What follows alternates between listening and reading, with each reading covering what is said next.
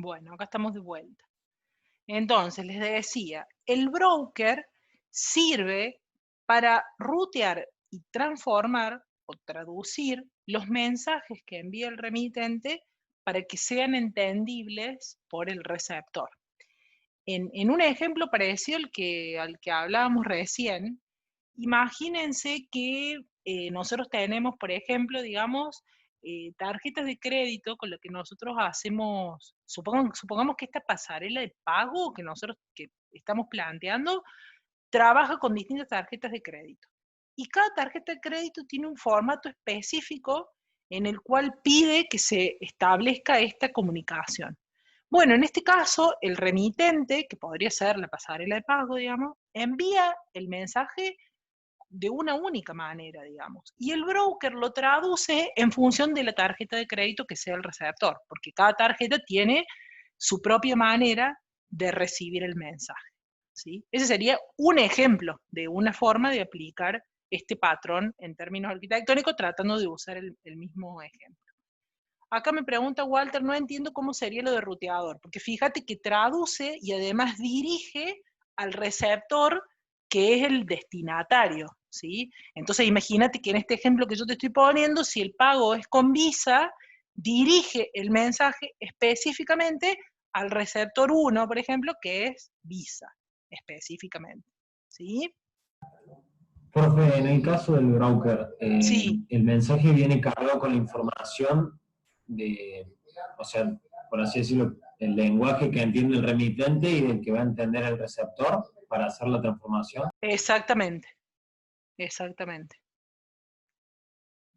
Lo que hace es desacoplar al remitente del receptor. Claramente, digamos, quien tiene toda esa lógica es el broker, digamos, que entiende, por decirlo de alguna manera, el lenguaje nativo del remitente y también conoce el lenguaje nativo del receptor y sabe cómo hacer esa conversión, ¿sí? Digamos, este es un patrón que muchas veces es común encontrarlos en este tipo de situaciones, porque, a ver, y si bien en algunos ejemplos prácticos nosotros lo tenemos dentro de un mismo sistema, uno imaginaría que dentro, si el remitente y el receptor están en el mismo sistema que yo estoy construyendo, directamente le pongo a todos el mismo, la misma forma de enviar el mensaje, digamos. No tendría como mucho sentido que uno específicamente le elija un mensaje para el remitente y un mensaje para el receptor si los dos lo estoy construyendo yo. Es como que independientemente que nosotros tenemos algunos ejemplos en algunos ejercicios prácticos, es como menos habitual, porque naturalmente uno imaginaría, digamos, que si yo voy a trabajar y voy a construir, voy a utilizar los... Esperen que se me fue la pantalla. Voy a utilizar, digamos, las mismas formas de escribir los mensajes. Acá me pregunta Walter, haría como de interfaz en el medio. Exactamente, exactamente, ¿sí? Por eso les digo que naturalmente, o muchas veces, es más lógico, de nuevo, no quiere decir que no pueda aparecer entre remitentes y receptores del mismo sistema que yo construyo. Por distintos motivos, puede ser que yo en algún momento definí los receptores de una determinada manera y ahora estoy redefiniendo los remitentes y no quiero ir y cambiar todos los receptores que yo tengo, entonces agrego el broker, digamos. O para interactuar con receptores que sean externos. Entonces yo no puedo influir en cómo esos receptores reciben los mensajes, pero tampoco puedo hacer remitentes distintos para cada uno de los receptores. Gastón dice, si bien el remitente y el receptor están desacoplados, el remitente indica en su mensaje quién es el receptor o el broker es quien conoce eso de acuerdo, por ejemplo, al tipo de mensaje o quién fue el receptor. Una de las opciones, o sea, en algún momento el remitente tiene que establecer quién es el receptor. Lo puede hacer de distintas maneras, podría ser hasta como un parámetro en el mensaje, digamos, pero de alguna manera el remitente debería informar quién es el receptor, ¿sí? Salvo que los mensajes que envíe el remitente vayan para todos los receptores, o sea, también depende cómo esté planteada la solución. Supongamos que nosotros tenemos un remitente que envía mensajes que tienen que ser traducidos a todos los receptores. Y bueno, en ese caso el remitente no informa nada, porque el broker sabe que tiene que enviarlo a todos los receptores que tenga, digamos. Pero acá sí hay específicamente, a diferencia del publish and subscribe, en donde el que definía era el suscriptor, y el suscriptor se suscribe y listo, con suscribirse es suficiente. Acá en el broker sí hay una lógica de ruteo para definir a quién le entrega el mensaje, ¿sí? ¿Cuál es la lógica? Y bueno, en algunos casos lo va a definir, como dice Gastón acá, lo va a definir el remitente, porque va a indicar a quién va el mensaje, como en este ejemplo que yo les estoy planteando, y en otros casos a lo mejor la solución puede ser distinta porque el remitente envía un mensaje y el broker tiene que traducirlo para siempre, para todos sus receptores. Habrá que ver cómo está planteado en términos del problema, digamos, ¿sí? ¿Se entendió?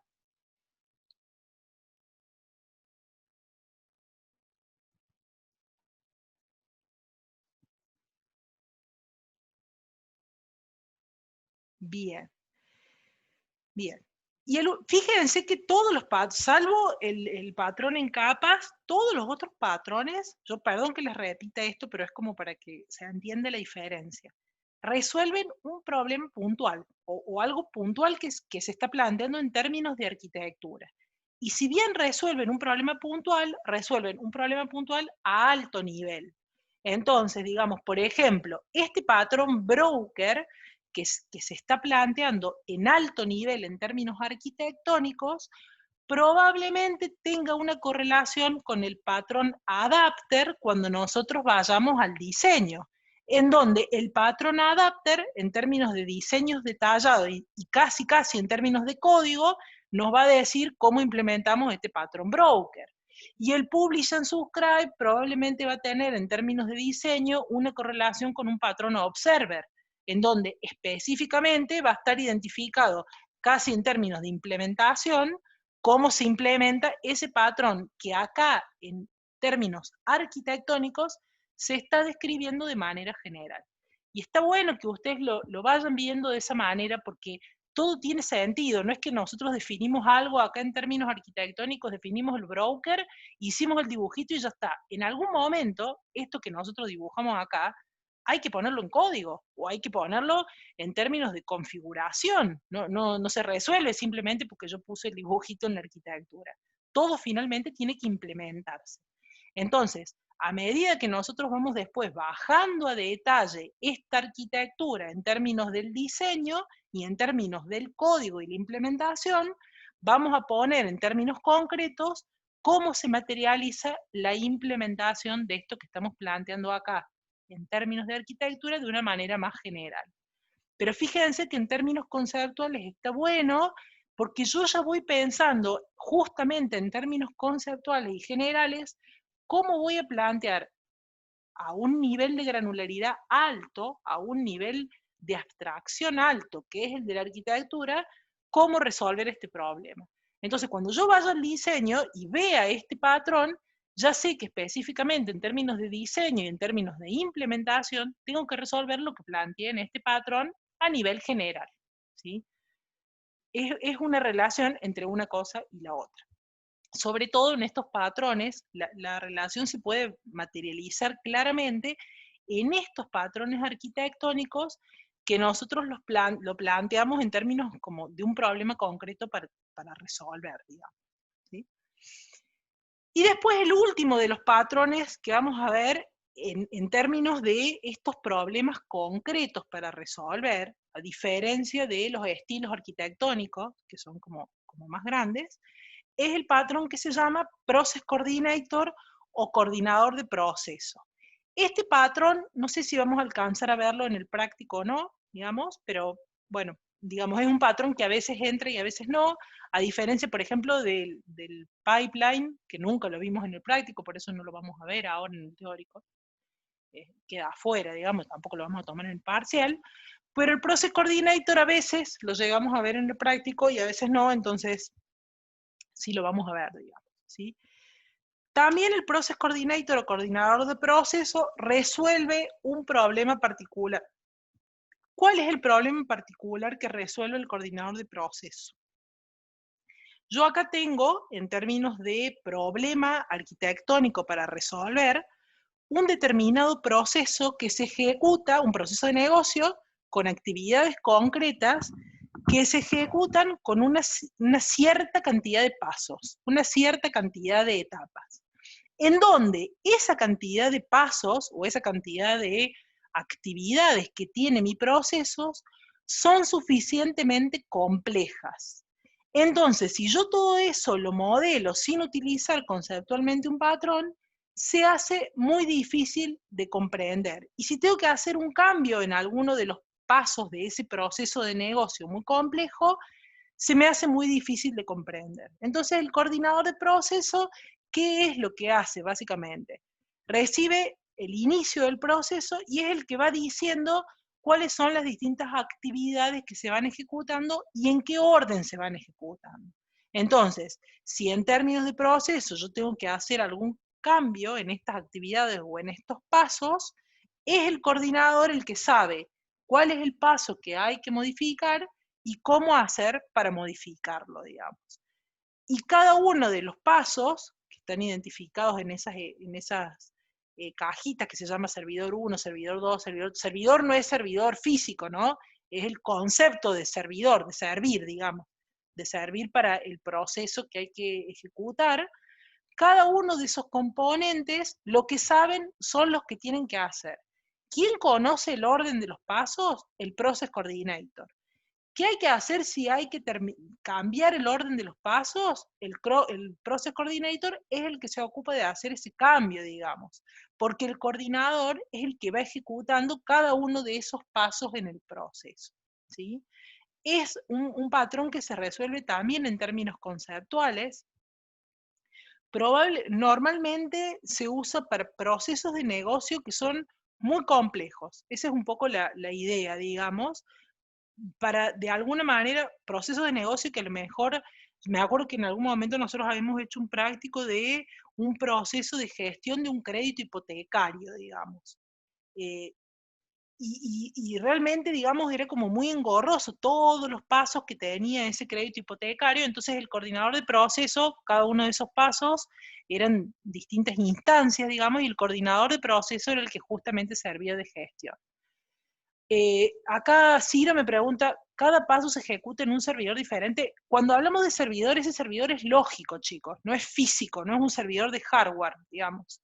Entonces hablamos de una ejecución conceptual en un servidor diferente, no lo relacionen con hardware, ¿sí? Acuérdense que acá estamos, todos los patrones son patrones de diseño de arquitectura de software, ¿sí? No de hardware. En ese contexto, si vos te estás refiriendo a un servidor lógico, sí, esa es la idea, digamos. ¿Sí?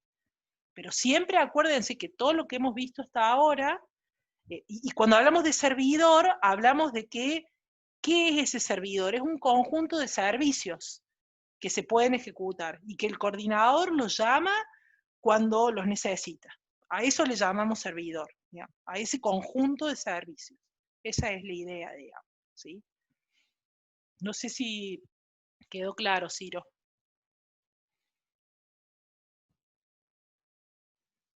Perfecto. Bien, con este patrón, con el Process Coordinator, terminamos con los patrones arquitectónicos de menor nivel. Acuérdense que, de nuevo yo les repito, de los patrones arquitectónicos dijimos que teníamos algunos de menor nivel y algunos que eran estilos arquitectónicos o framework arquitectónicos de mayor nivel. Esos los vamos a ver después, pero los vamos a ver un poquito más adelante, digamos.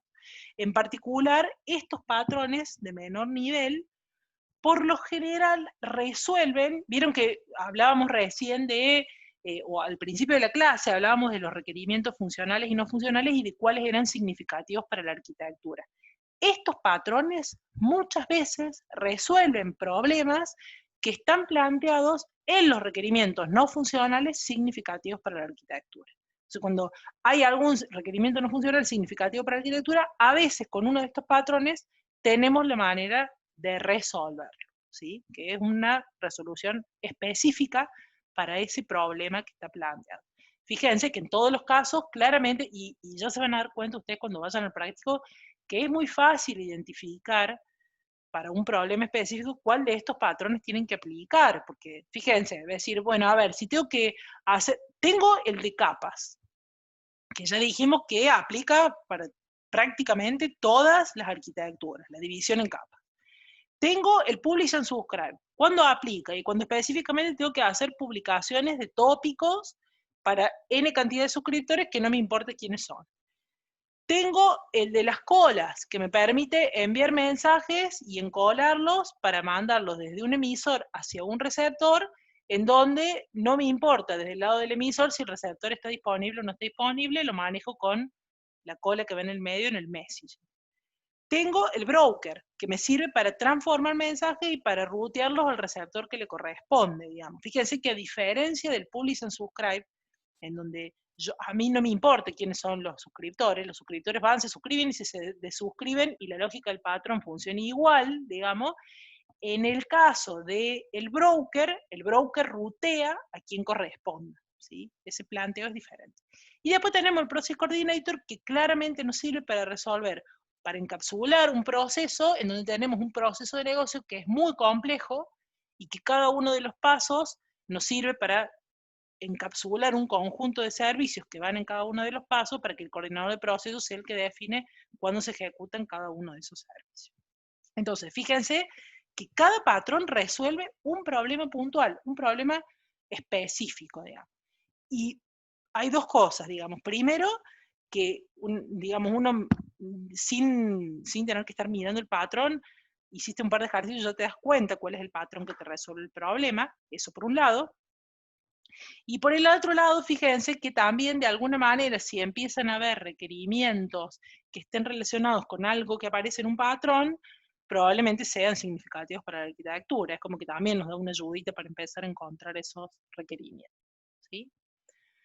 Bueno, hasta acá la clase de hoy. No sé si tienen alguna duda. Vimos como muchas cosas, pero algunas las vamos a repasar en la clase que viene, digamos.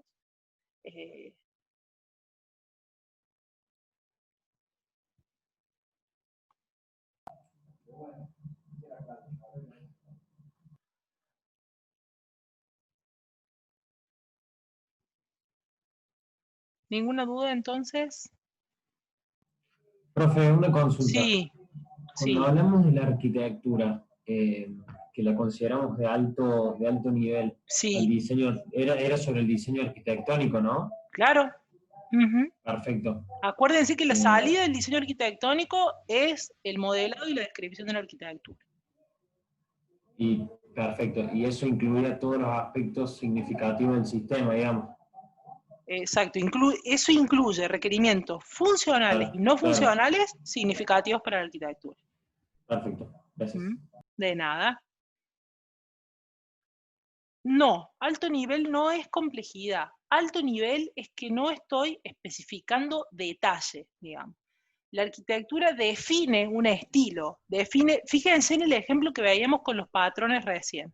Cuando nosotros vemos, por ejemplo, vamos a ver otro de los patrones, el Publish and Subscribe.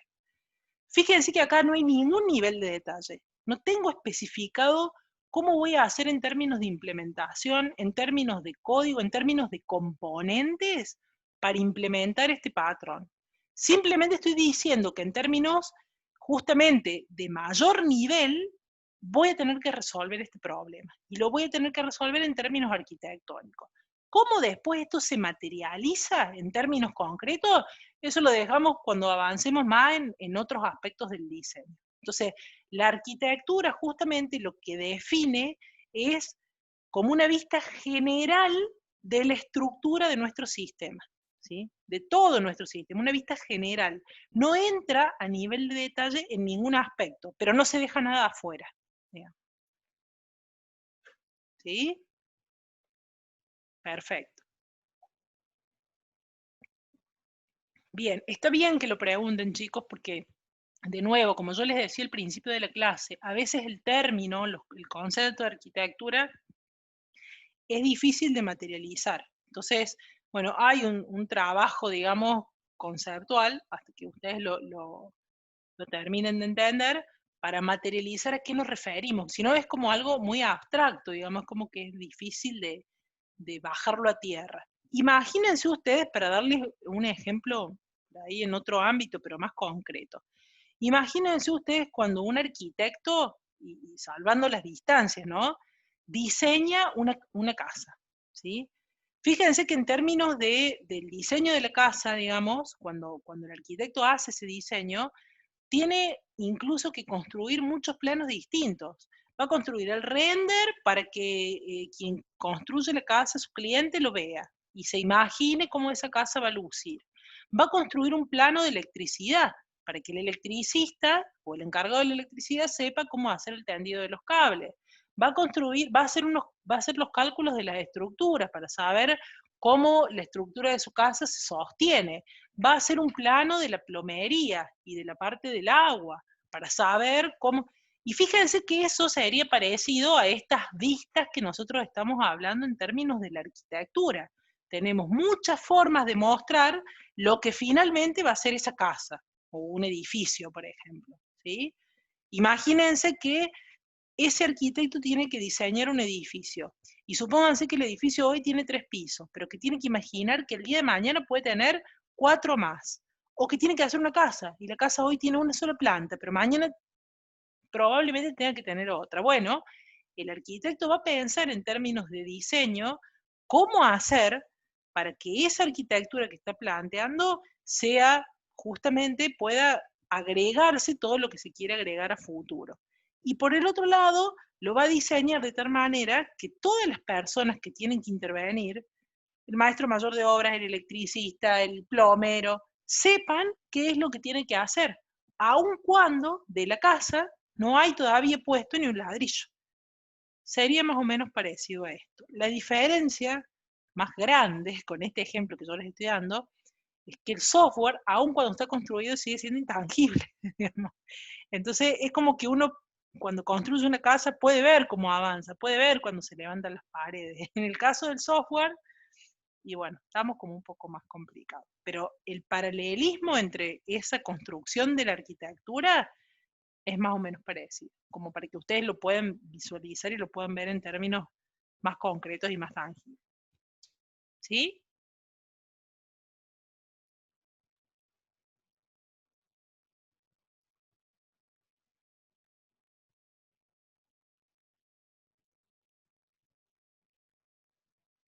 Bien. Bueno, chicos, con eso llegamos hasta el final de la clase. El miércoles van a trabajar con el práctico de todo esto que estuvimos viendo. Y bueno, y en la clase del lunes próximo vamos a seguir trabajando con arquitectura, ¿sí? Vamos a seguir trabajando vamos a retomar esto de proceso de diseño arquitectónico, que medio que lo dejamos ahí, y vamos a seguir trabajando. Así que, bueno, eso es todo por hoy. Nos vemos el próximo lunes. Profe, ¿hay fecha de reentrega del PPI? Eso charlenlo con los profes del práctico. Silvia, no sé si vos sabés algo de eso. Sí, se van a publicar en la página, ahí en la autogestión. Ok, Ahora cuando les hagamos las devoluciones, se publican ahí. O capaz que el miércoles las dice Flor directamente. perfecto. Profe, una pregunta, por Sí, ahí muy todavía, pero fechas estimativas de parcial. las fechas ya están publicadas, ya se las digo. Es el 5 de septiembre, si no me falla la memoria, es el parcial práctico. Y el 31 de agosto es el parcial teórico. Ya se los confirmo, pero creo que esas eran las fechas. Efectivamente, 31 de agosto el parcial teórico y 5 de septiembre el parcial práctico. ¿Sí? Gracias, profe. De nada. Nos vemos, chicos. Chao, hasta el miércoles.